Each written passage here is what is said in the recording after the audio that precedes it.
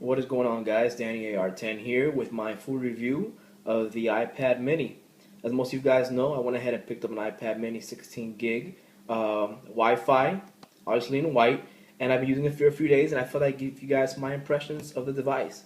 Now, at first glance, a lot of you may think, or based on the spec sheets, that it's nothing much more than a shrunken down iPad 2, which the spec-wise will tell you that's about right. Screen-wise, it does feature a 1024 by 768 resolution screen, just like the iPad 2. It's non-Retina. It does have an A5 processor, 512 megabytes of RAM, and you have your options as far as storage of 16, 32, or 64 gigabytes, respectively. At first glance as well, you may see that the iPad is much thinner than its predecessor. It is actually the thinnest and lightest tablet on the market.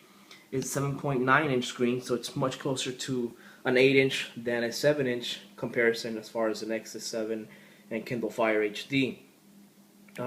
Once you actually receive the device and turn it on, you actually notice that the 1024 by 768 resolution screen actually is not that much of a hindrance.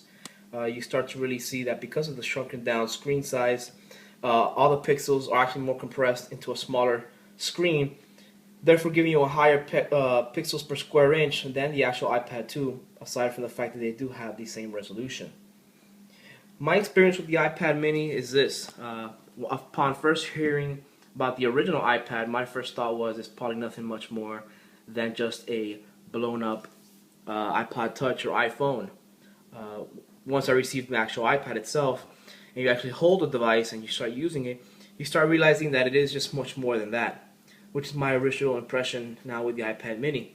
At first I would have thought it's nothing much more than just a shrunken down iPad, but once you actually get it in your hands and start using it day-to-day use, you start realizing the actual iPad itself is much more comfortable, and the new form factor actually gives you the ability to do much more with the device that you weren't able to do before. As far as reading becomes simpler. Holding it in one hand is now a possibility, and just the overall function of the device increases just because the size is much more shrunken down. As you can see here on the sides, you do have a much thinner bezel all around the sides, making it a little more cumbersome to hold it for one-handed reading because you don't want to touch the screen. But they did add a new feature in iOS 6.0.1, which allows you to hold the iPad and the screen will actually ignore your fingers on the front screen or your thumb in the event that you have more than one finger on the screen itself. It'll actually let you gesture and swipe through pages even if you have your thumb on the screen itself. Aside from that, they have upgraded the actual iPad mini with better cameras than the iPad 2. You have a rear-facing 5 megapixel camera that's functioning for 1080p video. It has a great lens. I compare it probably to an iPhone 4 quality. Has great low light, and the front actually eyesight camera has been upgraded as well to a 1.3 megapixel with 720p capabilities. There really isn't much more to describe the iPad mini other than for the price, $329. People say it's probably a little overpriced compared to the other 7-inch tablets, but I will go ahead and say that for the price itself, once you actually receive the device and you actually hold it in your hands, the build quality is unmatched by any other competitor out there in the market. You really do see the quality and build throughout the whole device itself.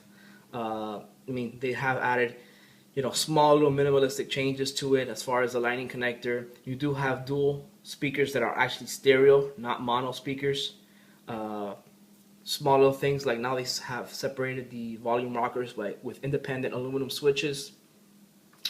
The iPad now itself features more rounded edges rather than sharp, uncomfortable to hold edges like the iPad 3rd generation or iPad 2. But that was my quick impressions and review, guys, of the iPad mini. I definitely say it's worth the $329. I'm really in love with the device. My initial plan was to get the device, review it, see how much I enjoyed it, and then go ahead and probably sell it or send it back for either the Nexus 10 or something a little less inexpensive. But I'm going to go ahead and keep it, guys. I really am enjoying it. The screen quality, for those who are reading reviews that are negative about the actual screen itself, go ahead and ignore those reviews, guys, and go ahead and try it for yourself. You really will not notice much of a difference between the Retina and the iPad mini. And those who are going to go ahead and flame and say, well, it's a huge difference, I don't know what I'm talking about, go ahead and pick one up. Go ahead and pick one up and see if you agree with me. But I'm Danny AR10, guys. I thank you again for sticking with me and checking out my review. I hope it influences you one way or the other. For those who are on the fence about picking up the iPad mini, I hope this helped your decision. Once again, Danny AR10 on Twitter. Danny AR10, signing out.